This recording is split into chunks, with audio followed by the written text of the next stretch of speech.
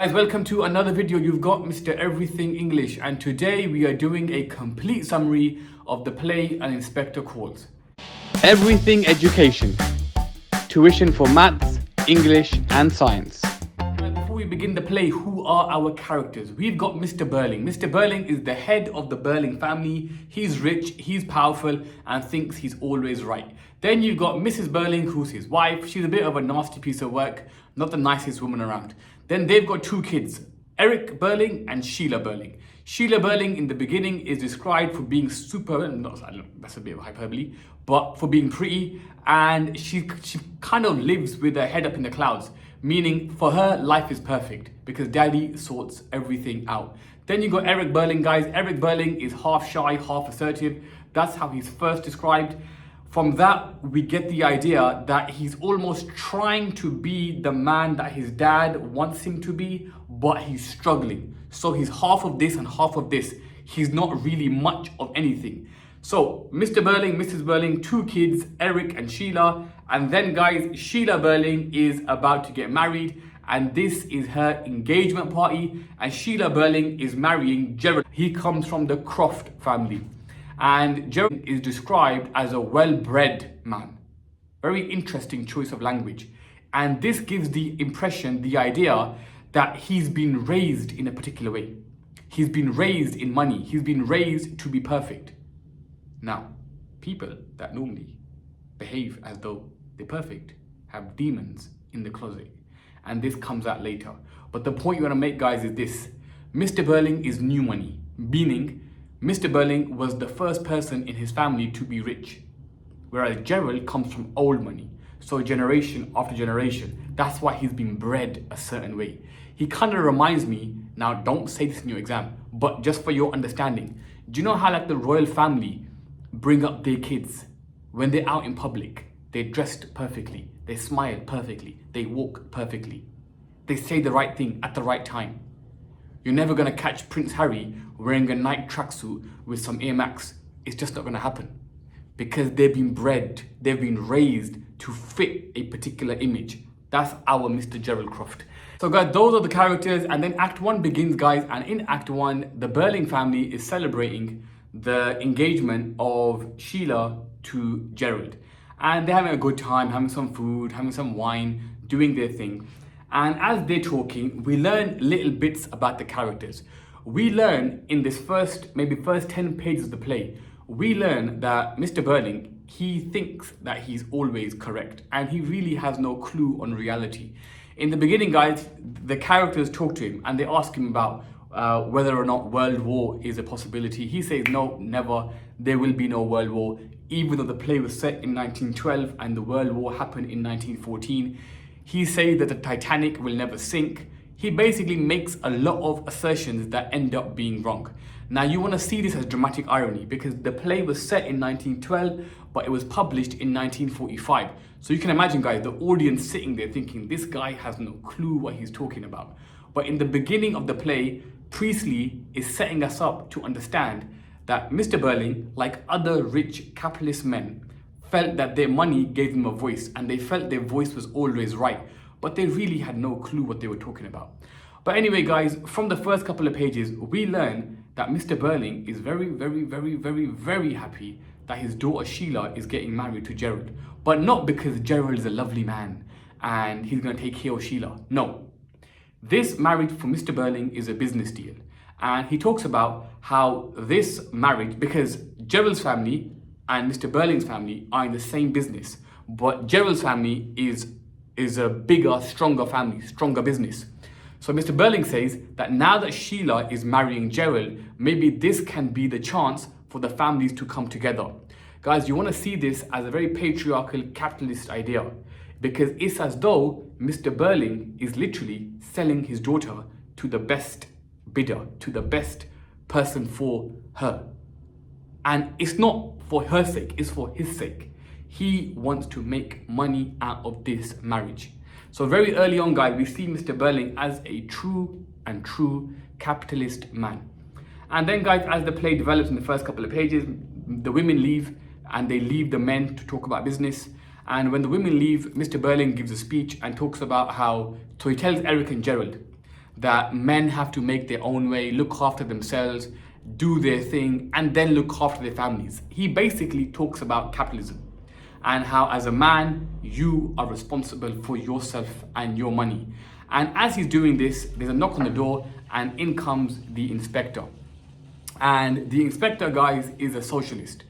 Socialist meaning they believe that essentially everyone should be equal and that we should all be responsible for each other. So there you've got Mr. Burling, who's just giving a speech that we should only care about ourselves, and then comes the inspector who believes that we should care about everyone.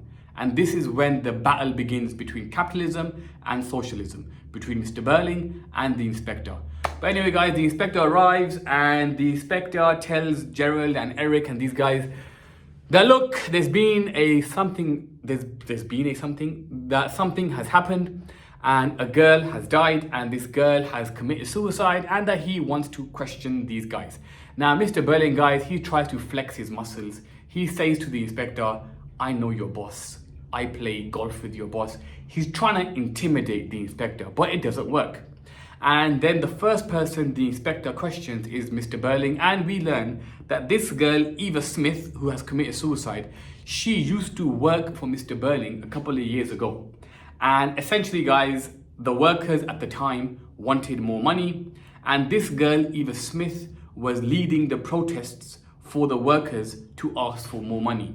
Mr. Burling eventually sacked her and told her peace out, and this was his involvement with the Eva Smith scenario. So she worked for him, they wanted more money, she was in charge of the girls, and Mr. Burling sacked her. Why? Because in a capitalist environment, those at the bottom are the worthless. They can be easily replaced. So he got rid of her because she was a problem. Because if Mr. Burling gave her more money, he would have to give everyone more money that's below her, and this would affect his profit. And this is not what capitalist people do because they love their profit. So Mr. Burling sacked her. And Mr. Burling is seen as the first domino that made her fall. He sacked her. When he sacked her, she then ended up working in a shop called Millwards.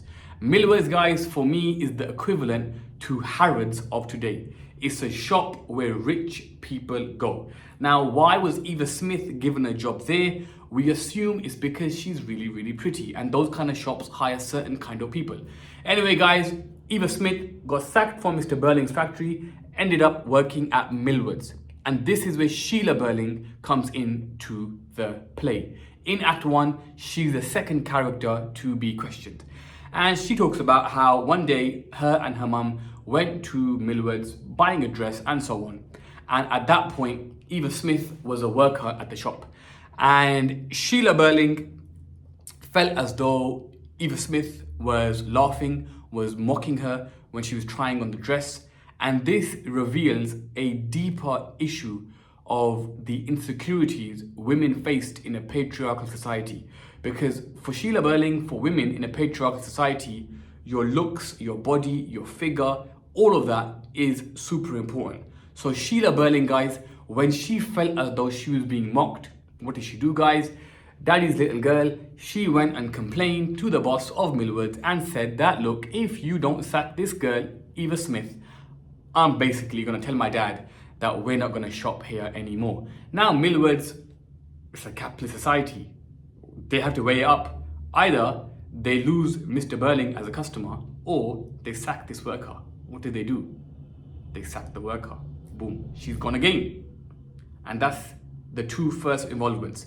Mr. Burling sacked her, Sheila Burling got her sacked. Both for their own benefit. Then, guys, the act is coming to the end and the inspector reveals that after Eva Smith left Millwards, she changes her name to Daisy Renton. And this makes Gerald become alert, become awake, and Sheila realizes.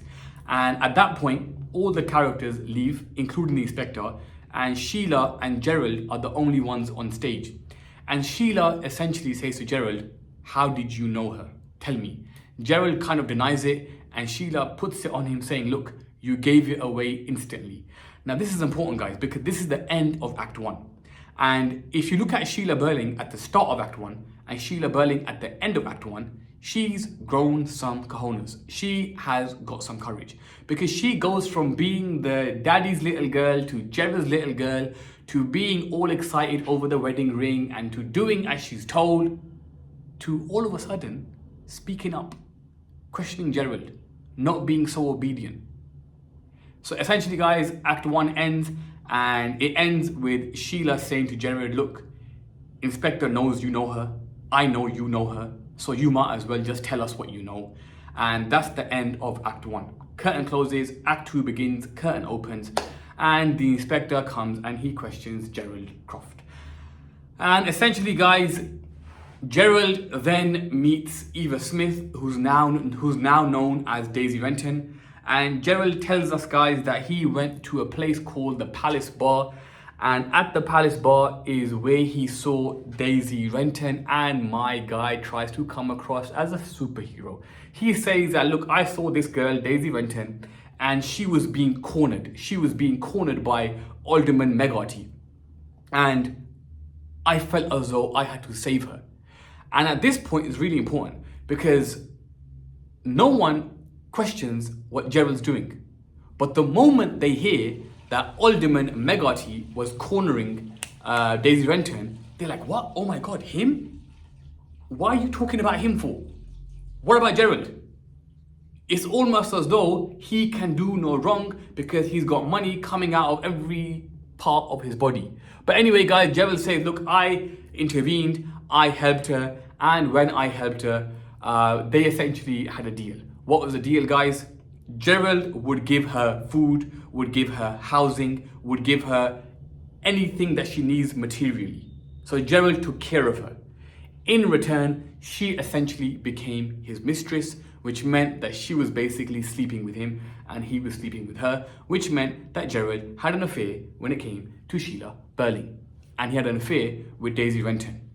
And this is important, guys, because at this point in the play, Sheila Burling removes the ring that Gerald gave her in Act 1, and Sheila hands him back the ring. And this is where Mr. Burling vexes me up. The moment Sheila gives the ring back to Gerald, Mr. Burling tells Sheila, whoa, don't be too hasty here. What's this guy on? You just found out that the guy who's supposed to be marrying your daughter had an affair, and you don't say anything to him, but you're telling your daughter to not overreact. Again, it reinforces the capitalist mindset of Mr. Burling, who doesn't give a monkeys about Sheila. He cares more about the business deal. He cares more about Gerald. He cares more about money. So that was Gerald's involvement, guys. And this is an important part, guys. They questioned Gerald and they asked Gerald, did you love her? And Gerald fumbled. Gerald can't answer it. And me personally, guys, I'll be honest with you. I truly believe Gerald had some feelings for Eva Smith, Daisy Renton. But he was a well-bred man. He came from old money.